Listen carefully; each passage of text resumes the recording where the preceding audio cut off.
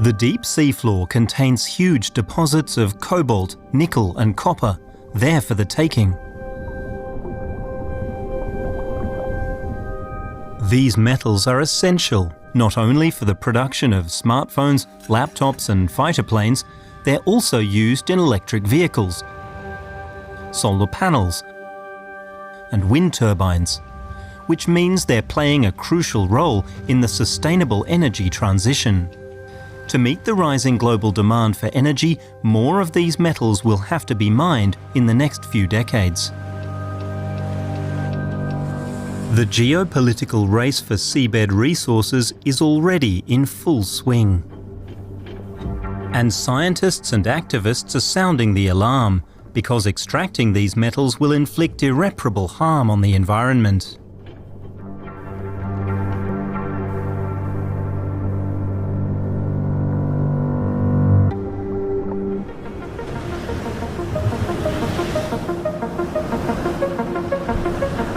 Thanks to its offshore oil and gas fields, Norway is one of the world's richest nations. Now the country is turning to new resources, metals in the seabed.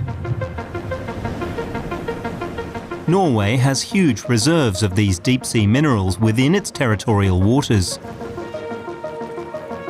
It could potentially be the first country in the world to license companies to mine these metals. Walter Sonjes worked for a long time in the oil industry and wants to be first in line. Our most important industry is seeing its top and will decline. But then we also have this fantastic, in my view, possibilities with deep sea minerals that can more stand on the shoulders of the oil and gas industry, use the technology and be a new leg to stand on and have new activity. Many of the exploration technologies that we have, AUVs for instance, autonomous underwater vehicles, which are unmanned mini submarines that can map the ocean bottom and even below the ocean bottom, used in the oil and gas industry, perfect for the deep sea mining. In many phases it's between, I would say, between 50 and 90% overlap of the oil and gas industry.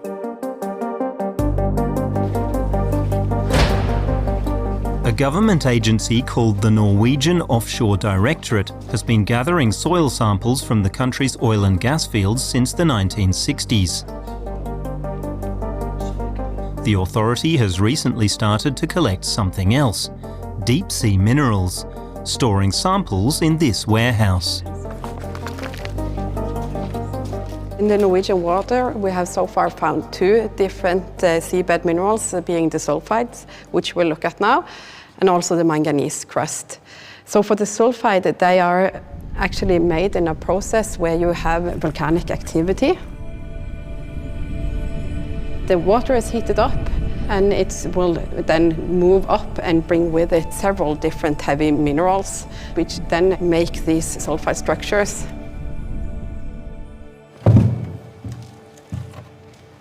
So this has been on the seabed like this, and this is filled with copper.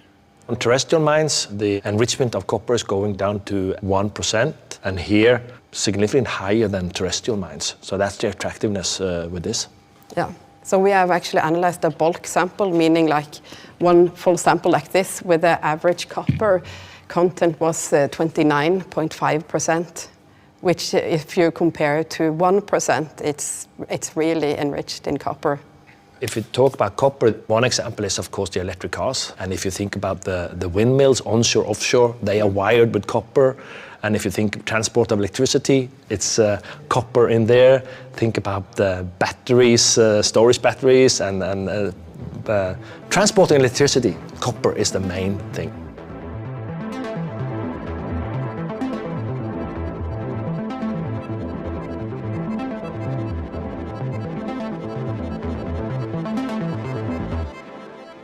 This is the second seabed mineral that we have observed on the Norwegian continental shelf.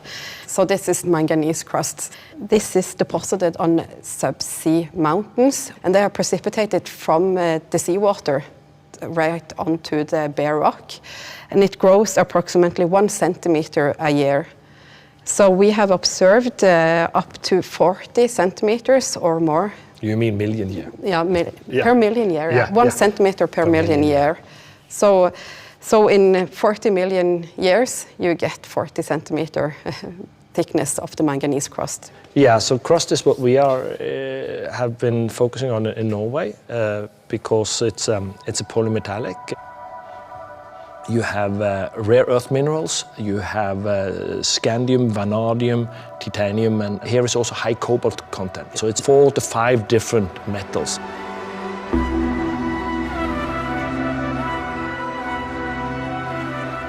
Here we are developing small robots. Think about, if you look about a swimming pool or somewhere, if you have this robot cleaning the swimming pool, it goes up on the side. We will also have small robot scrape off the crust, and it will suck up to the vessel.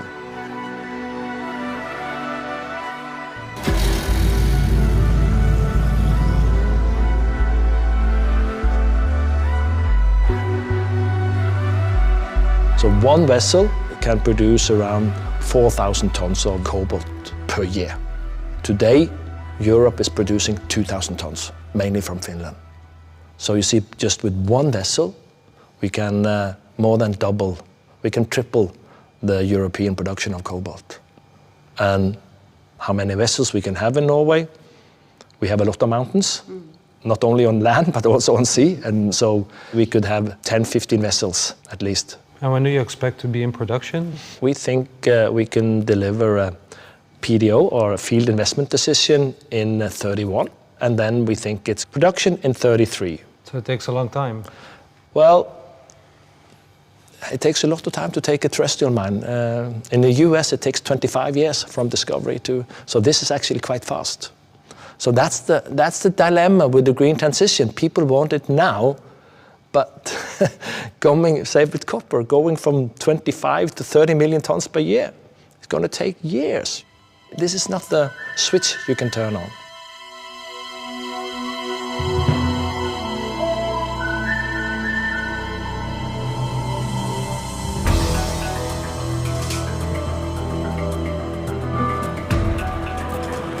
That one is stop deep sea mining, and that one is saved. Let's have a look at this one. That one is Save the Arctic. Save the Arctic. Let's check in with Sebastian. Can you get him? Sorry, Sebastian? So I would just go with hold that one. Yeah. And then we can just rotate out the other banners.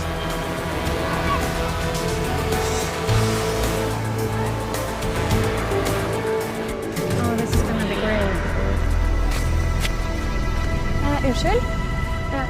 Bare for vi har en drone. One of the big issues is the lack of knowledge about the area where Norway wants to start deep sea mining. The scientists have been unified in their response that we know way too little to start opening for deep sea mining as of now, with the consequences for both the deep sea but then also the full water column. We need foundational science to know exactly what lives in the area targeted by mining. It is also what we believe that the Norwegian government should have done before opening an area for this destructive industry. What we do know is that the deep sea is a very vulnerable ecosystem. Several of the organisms that live there, they live very long lives, they develop slowly, they reproduce slowly, and they have little access to nutrition and light. All of this makes them very vulnerable for human impacts. So indications from scientists show that some mining operations could have extremely long-lasting environmental consequences. So we risk destroying nature for all of humanity. With the fight for the deep ocean, we have the chance of stopping a destructive industry before it starts. We are in the middle of a climate crisis and we need functioning ecosystems. And for me, when my government that have been trying to push to better preserve the planet we live on, when they decided to become one of the first countries in the world to push this industry, it was devastating to me because it seems like the Norwegian politicians are stuck in this exploitative mindset.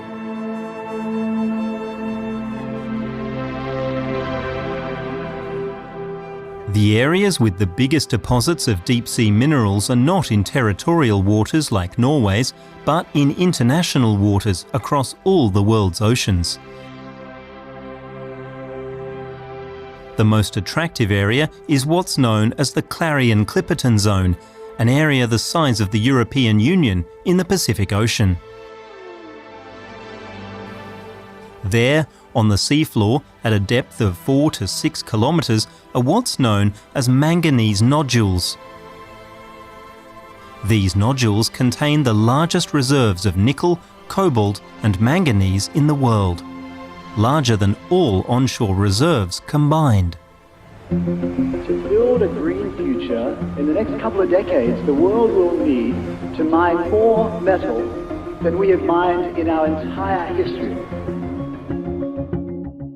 The Metals Company is the absolute frontrunner in the commercial exploitation of manganese nodules in the Clarion-Clipperton Zone. In 2021, this Canadian company went public, enabling it to raise hundreds of millions of euros for research, exploration and the development of mining technology. The future is metallic.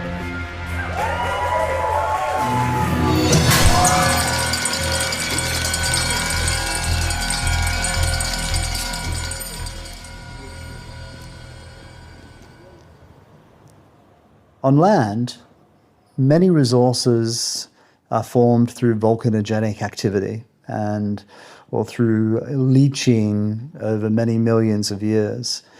These nodules form by very slow precipitation. So they precipitate the metals that are in the seawater or the sediment. In here you have nickel, copper, cobalt and manganese, plus a lot of rare earths. And we're going to need a lot more of these metals. This 20 billion tons of nodules will be developed.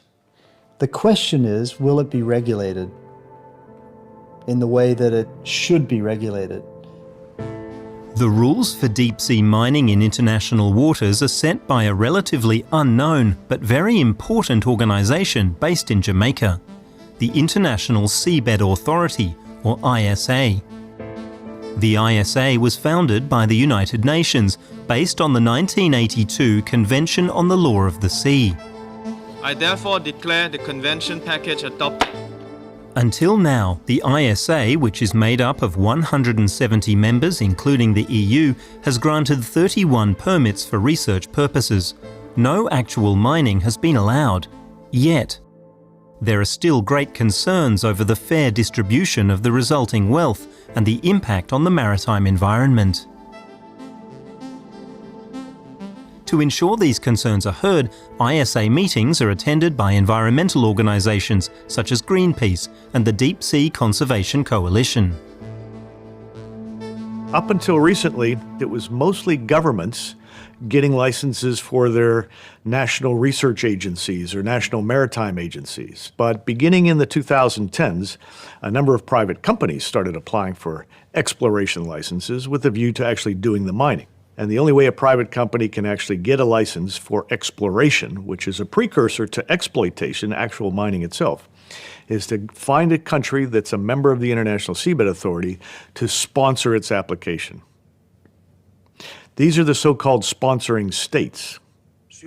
Developing countries were given reserve areas, which are known nodule-rich areas, to allow them to compete with developed countries. But that's proved to be something of a loophole, because what's happened now, particularly since the early 2010s, is that a number of Western-based companies have gone through developing countries to gain access to these reserve areas. We have an area sponsored by Nauru, an area sponsored by Tonga, and then we have the rights over an area that Kiribati hold. You know, I've spent a lot of time with Pacific Island leaders because clearly we're sponsored by Pacific Island countries, and said, look, there's an economic opportunity here that would be very beneficial for your country. You don't have to invest any money. We'll invest all of the money. So you have, for example, the case of the Metals Company, technically headquartered in Canada, but did not ask the Canadian government to sponsor it for a license. It went to Nauru. And it did that because it knew it would save a lot of money on trying to find these nodules, that the sponsoring state was not likely to exercise strong control over the metals company because it's a small country, a country of 10,000 people. A little bit of money would go much further in terms of convincing Nauru, for example, again because of its population, to sponsor the metals company than a country like Canada. I think the International Seabed Authority is at a bit of a crossroads right now, because there's a lot of pressure on by some countries, such as Norway, to some extent China, Nauru certainly, and some of the other South Pacific island nations, Cook Islands in particular, to wrap up the negotiations on the exploitation regulations, adopt them, the so-called mining code, and be open for business. Let's go mining. Well, when the member states meet in March and then again in July, I'm confident that they can get it done in 2025.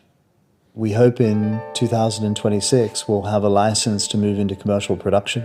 When would you like to start? As soon as possible after that.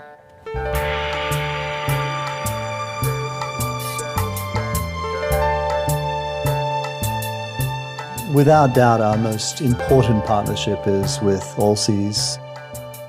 They have been developing our offshore production system. I'd say the industry wouldn't have made the progress it's made without the collaboration between Allseas and the metals company.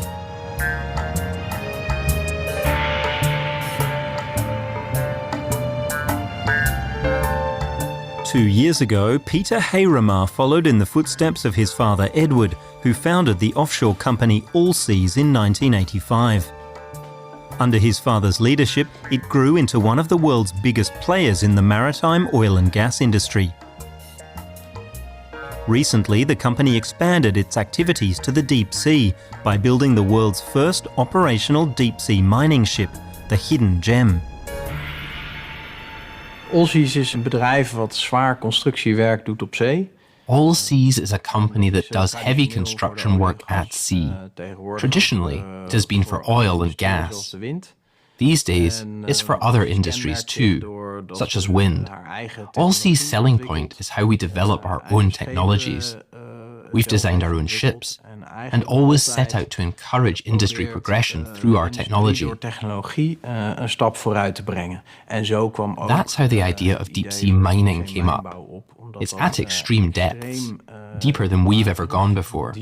It's also conducted in very heavy weather, and we're good at that.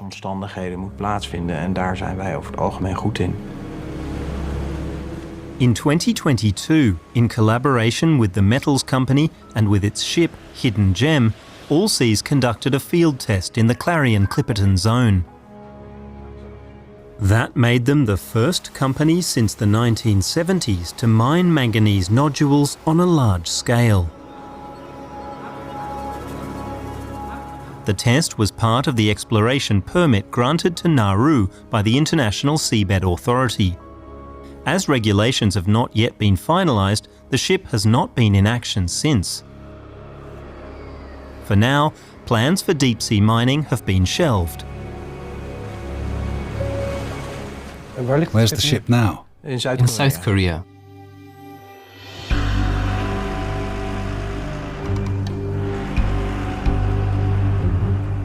The ship isn't active right now. We want to keep running costs low. South Korea is a good place for that. There's a crew on board keeping the ship ready in case the regulation comes through and we can start. Hey!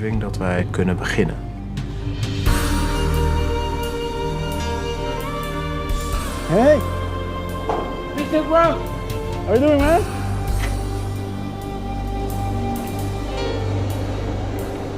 Oh man, I'm afraid of heights.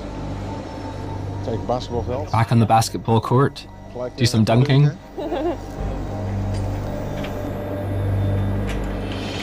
Hey.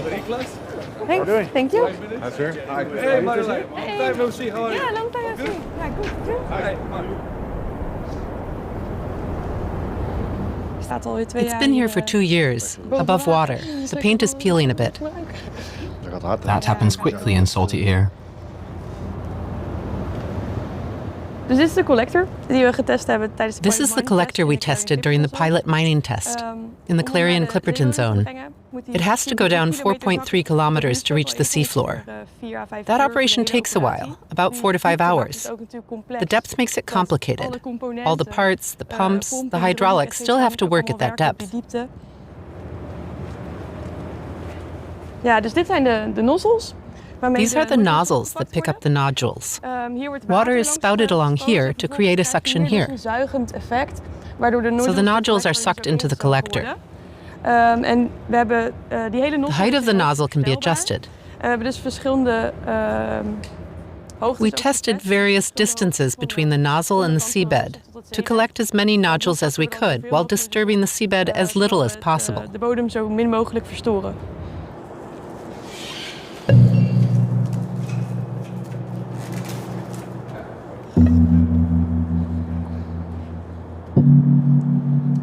So here we are.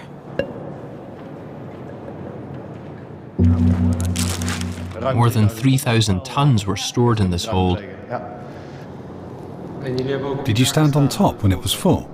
Yeah. We sure did. A special feeling standing on that mound. Yeah, that was cool.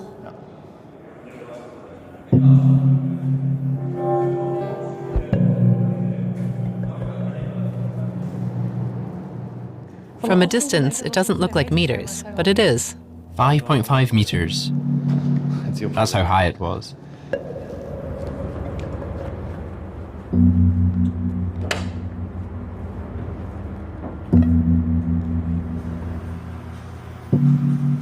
We zitten in de controlekamer van de collector. This is the collector's control room. I'm in the operator's chair. It has a joystick and a mouse to operate the collector. Toen de eerste nodules erboven kwamen, we watched this screen to see the first nodules come up. It was a euphoric moment. Een euforisch moment. Ja, nodules. Hier werd geroepen. We were shouting, nodules! Zeg maar. What did you think then? Well, nodules.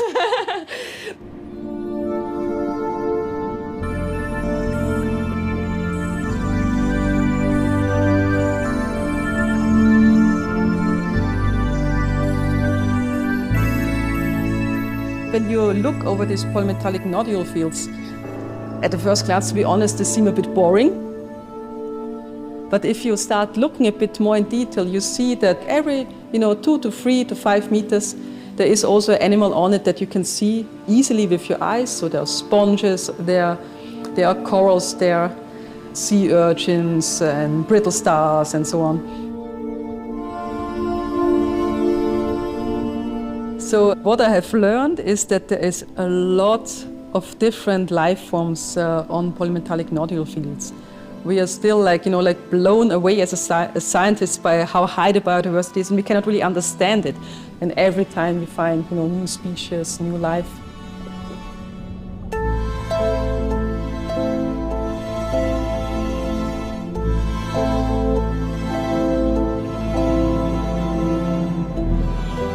Sabine Gollner is a deep-sea biologist at the Royal Netherlands Institute for Sea Research, NIOZ. She researches the impact of mining on marine life in the deep sea. She examined the effects of a field test by a Belgian deep-sea mining company in the Clarion-Clipperton zone. She's also one of the few people in the world ever to descend to the seabed in a bathyscaphe, a submersible especially designed for deep-sea exploration.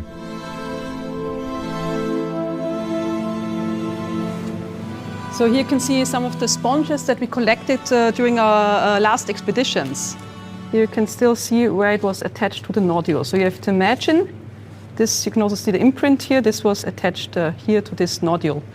So you can see very nicely that sponges like this stalked sponge, they need the nodule as a habitat to live on. And these sponges are not found in sediments or also not found on any other hard substrate. They are really dependent on those nodules to be able to live. And what's the function of such a sponge? So a sponge is a filter feeder, so it filters water. It plays an important role in the food web. And is also a connector in the food web, so also all other kinds of organisms are dependent on it. And if you start removing components, the food web is falling apart. For example, octopus, like the Casper octopus, the famous one, it lays, for example, its eggs on these sponge stalks.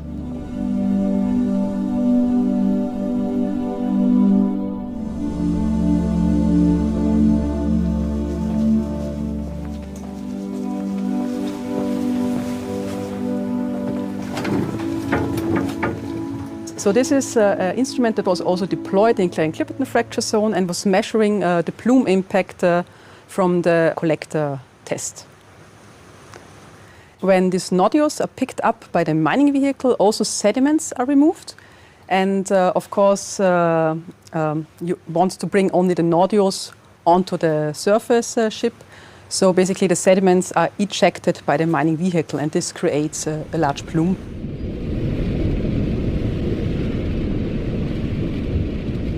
It is very likely that these plumes will also impact life in the deep sea. And for this you have to know that the waters in the deep sea are crystal clear. So the animals that live there are not adapted to any sedimentation. So basically for animals that, for example, filter feed, like sponges, it means when they want to catch food that they also ingest sediments with it. Also we know that sediment plumes can also be toxic. And animals could also have problems with this toxicity.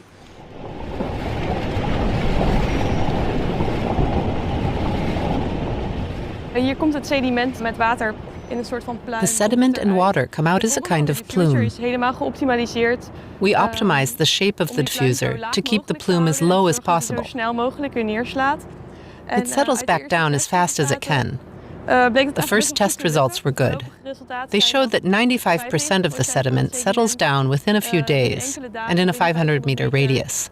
So that's a good first result. Dus dat is een heel goed eerste resultaat. So how much, if full-scale mining, how big will the plume be? This is something we don't know yet. And it's very also, and the models that they have currently, they also cannot upscale it yet. So also if you ask the contractors if they can already upscale the plume models to a full-scale mining operation, it's not possible yet because the data are missing.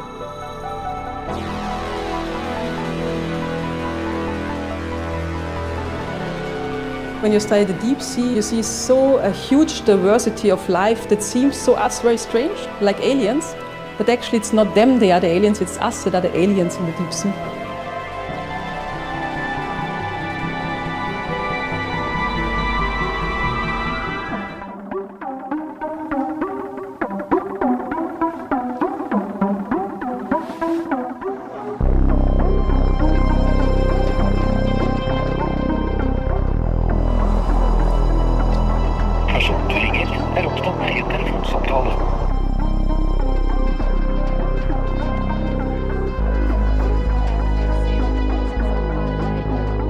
Tiger.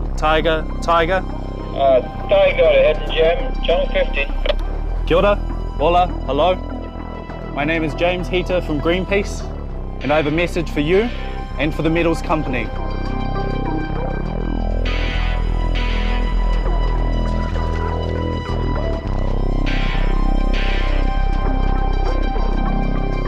For too long, Indigenous peoples have been pushed aside in the name of neo-colonial extractive industries.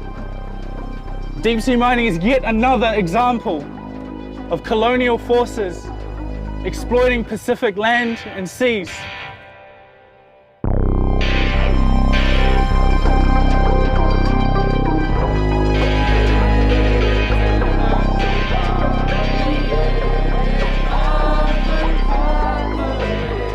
Waiho Papa Moana. Leave the seabed alone. Hi, this is Hitja. Your message is received. You have indigenous groups throughout the Pacific and elsewhere in the world vocally calling for a moratorium on deep seabed mining. 32 countries have come out calling for a moratorium or a precautionary pause on deep seabed mining. You have companies like Google, Apple, Microsoft, Salesforce that are all saying we will keep deep sea metals out of our supply chain and or we support a moratorium on deep sea bed mining. Let me see. Greenpeace. What about companies like Google, Volvo, Samsung that have said they won't have deep sea mine materials in their products? No, that's not what they said. Oh, really? Yeah, they said we will not have it until regulations are in place and we can prove that it's been done in an acceptable manner. But don't you think about the environmental aspect? They make it look like I'm not telling the truth. You see here, this is kind of where I say, because they clip with the music and they clip it in and you have no control over it. So that's why we don't interface with them. Germany is probably the European country most active in deep sea minerals. They are. And they are for a moratorium. Yeah, but it's only France that has said a ban. But then I would say, well, what are really France saying? And then you could ask France, well, where are you getting your nickel from? And do you know where France is getting it? That is in New Caledonia. New Caledonia looks terrible. It's an extremely good example point, not in my backyard, others' backyard, but by the way, we own that country anyway.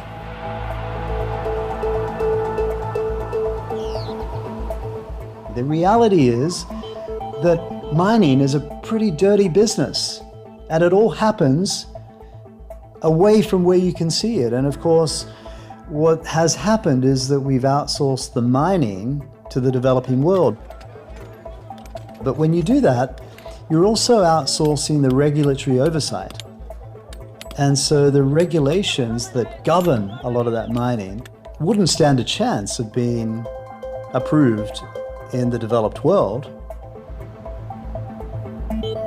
Indonesia is a classic case. They have an abundance of what we refer to as rainforest nickel or nickel laterite. It's around the tropical rainforest that these laterites form. Now the problem with them is that to get access to them, you have to remove the rainforest. And you have to remove the people living in the rainforest, often indigenous communities.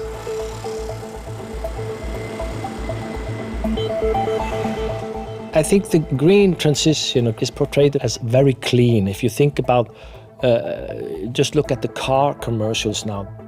My dad taught me to respect nature, to love it. And now I want to protect it. For my son and the next generation.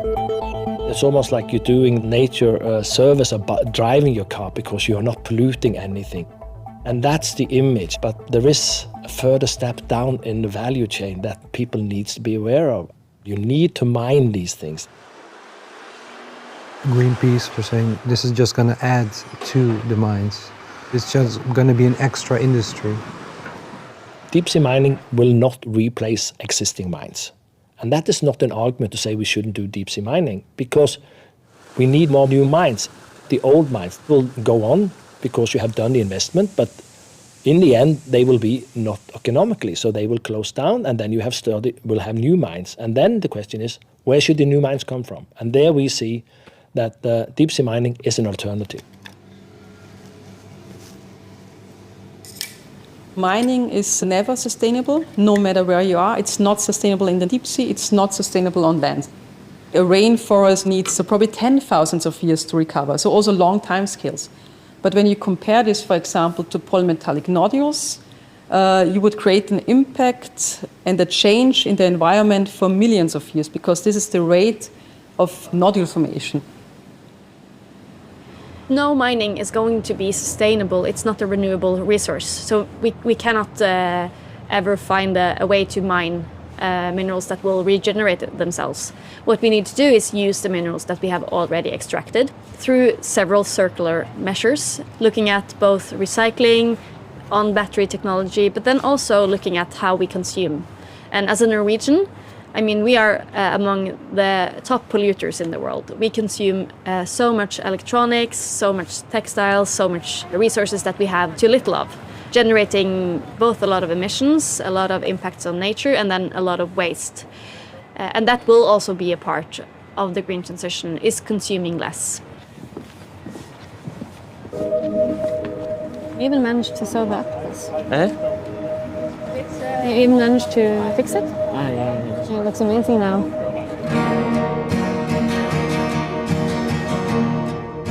Since the 2022 field test, it's been quiet on Hidden Gem. The few crew members on board wait patiently for regulations to be finalised. In the meantime, they maintain the ship and keep themselves busy. If countries sit around dragging this process out, then you might find some nations just get on with it. And the USA is one nation that might just get on with it. You could imagine my application could go to the USA regulator, not to the ISA. How? Just because if the US wants to go there and start mining, they can do it? Providing they have the right partners. So what power does the ISA have then? Doesn't have any. Against the USA, because the USA are not a member. And do you know if the USA has any plans to do such things? Well, I know they've got a president in place who has a America First policy. So I'd be very surprised if it's not on someone's mind. I mean, he's just appointed a Secretary of State who is not a fan of the United Nations. Rubio is not a fan of the United Nations. He's a big fan of polymetallic nodules.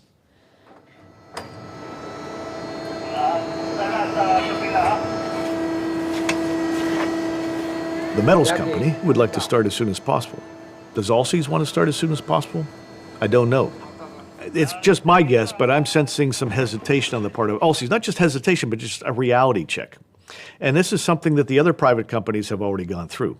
One of the biggest advocates for deep seabed mining was Lockheed Martin, the military industrial company in the US. The UK sponsored their application for a mining license with the ISA in the early 2010s. They couldn't get the United States to do it because the United States is not a member of the International Seabed Authority. In 2023, they pulled out. No fanfare, no press release, no nothing. They sold off their subsidiary in the UK that actually had the license to a company called Loki in Norway that got ownership of what's called UK Seabed Resources, which at the time was a subsidiary of Lockheed Martin. So that was the biggest company that was interested in doing the nodule mining. Lockheed did not give a reason as to why they pulled out. But I think probably the reason was they didn't see the ISA adopting regulations anytime soon.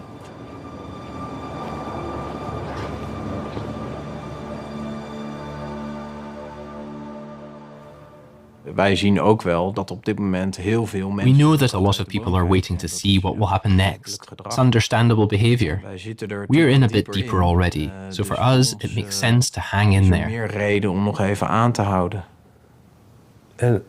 May I ask how much you invested? It comes to hundreds of millions. And you have licenses yourself? Ja, dat klopt. Wij hebben zelf Yes, we have a license with Jamaica as our sponsor state. It's called Blue Minerals. En dat hebben we een We bought it a number of years ago. hebben die gekocht. Why? In In some cases, our ships are already in the metals company area for research. In het gebied van de metals. So the advantage for us is, while we're there, we can do some tests. Kan je allerlei testen doen. You also invest in the metals company? Yes, when they had their stock market flotation, we came on board too. We're one of the major shareholders. We have almost 20%. So without Allseas, the metals company doesn't have much? No, except if they found another offshore partner who is just as good. But there aren't any. Not that many, no. Could we say that you're the biggest or the most important player in the deep-sea mining industry? I'd say we are at the moment. Wel.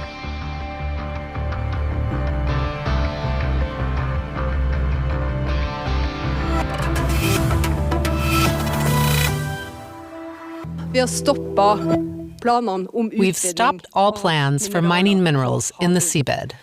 There will be no new permits. We will not announce new application rounds. This does not mean the battle for the deep sea is over. So, Walter, what happened?